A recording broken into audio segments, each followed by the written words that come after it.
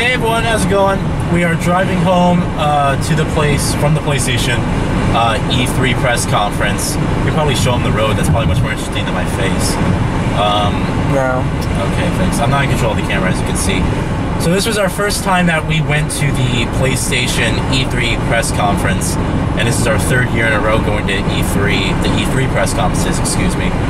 And pretty good experience. You know, it was different, much different for Microsoft's version. You know, Microsoft's, you went in, got in line, and kind of, you know, just watched the press event, and then they kind of gave you, you know, like a cool little goodie, and that was that, you know. With the PlayStation conference, you're technically supposed to arrive there at about 4 o'clock, and they have this thing called like the pre-show or something like that. I'm not kidding you. It looks like it's like a whole big venue open with chairs and fold-up chairs and tables and free food and drinks, and it's like all this stuff, and you kind of just sit around and talk to people for about an hour and a half before they let you into the actual event. And then they let you into the actual building, and I was quite surprised that we got good seats, because it wasn't as big as Microsoft's venue. Like it seemed like there were less people there, but we got really good seats, and we had a good time. I wouldn't say it was as comfortable to sit in as Microsoft's venue, and the reason is because one, the seats were thinner, and this is typically a place that they you know, rent out for concerts. Just show them the road, seriously. Microsoft's, you know, conference, that's a basketball stadium technically. So, but the thing is, the difference between a basketball stadium and a concert building, tent, whatever you want to call it, is the fact that the basketball stadium has air conditioning. And when it's 90 degrees outside and it's humid and hot down in LA, you want to make sure that you have air conditioning on. Unfortunately, Sony did not have air conditioning at their event because of their location. And so I wasn't dying as much, but it was very humid and sticky in there, you know? It was a little bit uncomfortable. But that was just like, that has nothing to do with the E3 press conference itself. I mean, they started it off with a bang. I mean, really? You re-reveal The Last Guardian and then you claim it's coming out next year? I mean, no one saw that coming. And what really surprised me was that it looks like the same game that was revealed way back in 2006, 2005, whenever it was. It literally looks the same. Like, you know, obviously they increased the graphics. You have physics-based cloth for the feathers on the actual beast, and, you know, things like that. But what? Stop it! Just, ugh. Sorry, we're deciding on a place to eat food. Well, actually, no, we already decided on a place. No, we did not decide. You suggest something, and I didn't give you an answer to. I suggested something that has something that both you and I like. You didn't know if I wanted something. I knew based on the information that you told me prior to us deciding. Just because I said one place that has something that the other place has doesn't mean that I want it. You're pretty sold on that place, to be honest. You're like begging me to go, but we went there yesterday. So you re-reveal The Last Guardian. It's coming out next year, and it looks the same. You know, and wow. I mean, just the fact that a decade later, almost, that they come out on stage, re-reveal a game that they haven't shown in years, a decade, and started off with a first ever gameplay reveal? I mean, what the hell? That was unparalleled, and you could tell, like, the crowd in there. I'm sure you guys can hear, you know, on the stream, but being in that crowd, there were not just people clapping.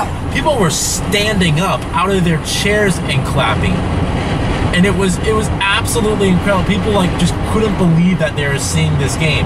And I know a lot of people who may have not been around during that time at E3 where they revealed The Last Guardian and they talked about it, may have just looked at the game and see, like, well, what's the big deal? It just looks like a, you know, a really interesting platformer and everything like that. But it's not so much a game that I think people were expecting something humongous out of. It was just a piece of art that meant a lot to you know, the PlayStation gamers as a whole, because it was like, one of the last games of its type, of its genre, to really, you know, be showcased. When you really look at The Last Guardian, that type of game, that puzzle platformer, you know, action adventure game, sort of like a game that mimics Ico and Shadow of the Colossus, you don't find those games anymore. And the fact that The Last Guardian is coming out on the most current generation of hardware as a PlayStation exclusive in this era of gaming, and is still, you know,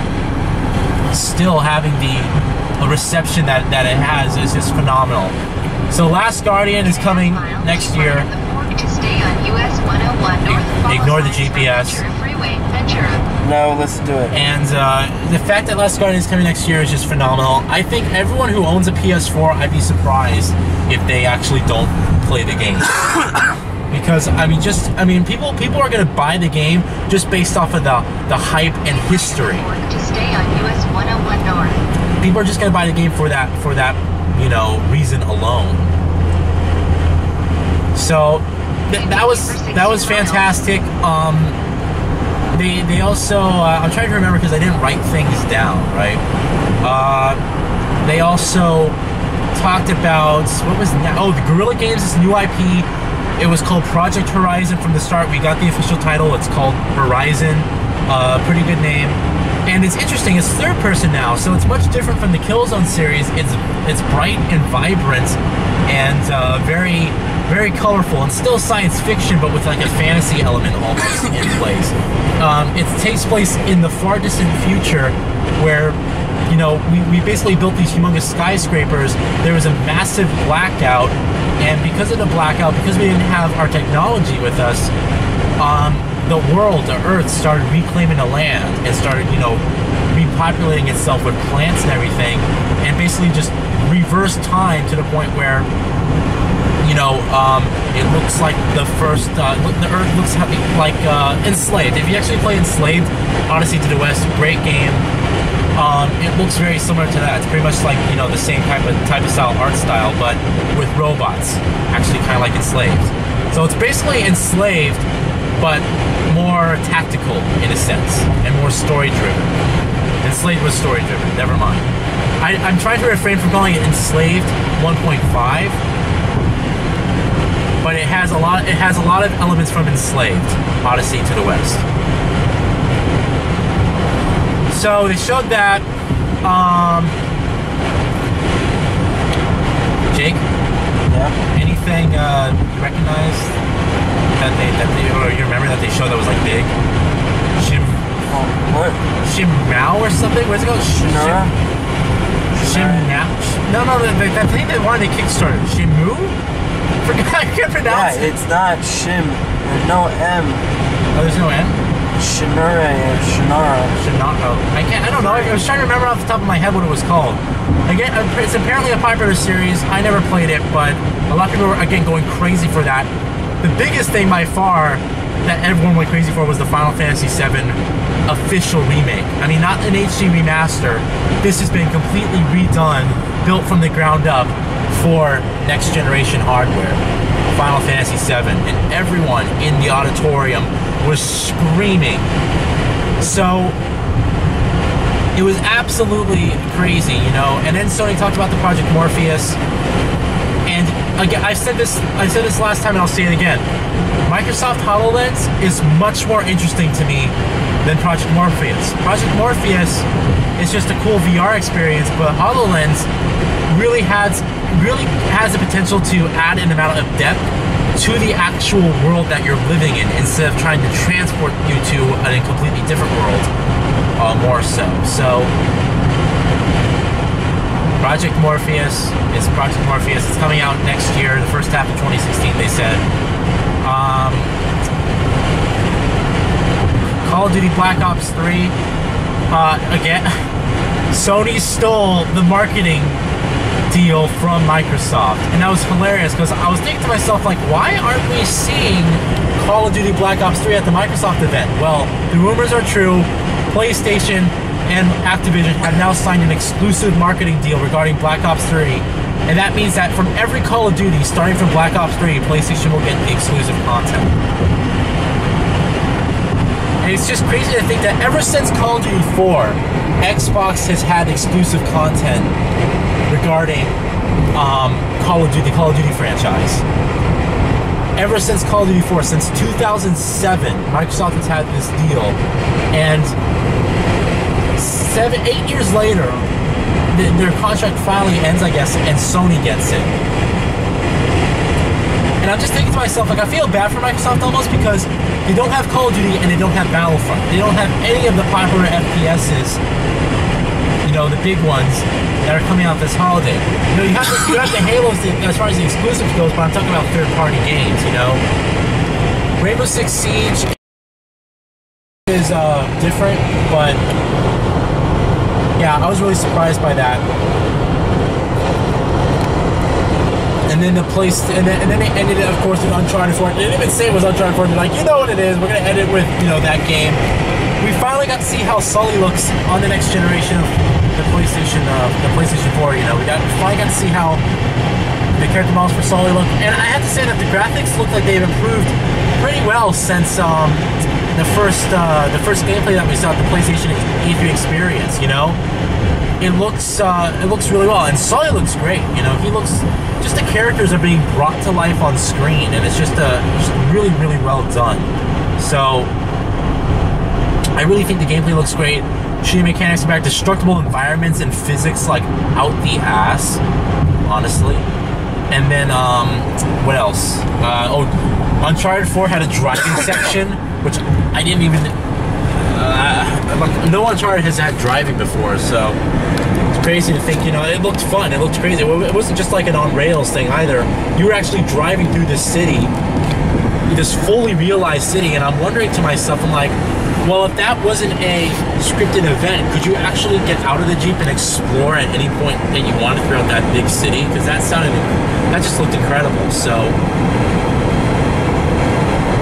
Uncharted 4 looks fantastic. It's coming out before April 2016. We didn't get a release date. I'm actually surprised that we didn't get a release date, but they're going to announce that later.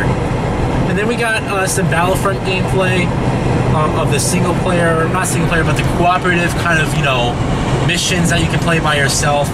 And so yeah, it just looks like, you know, Battlefront. So I mean, I'm not super excited.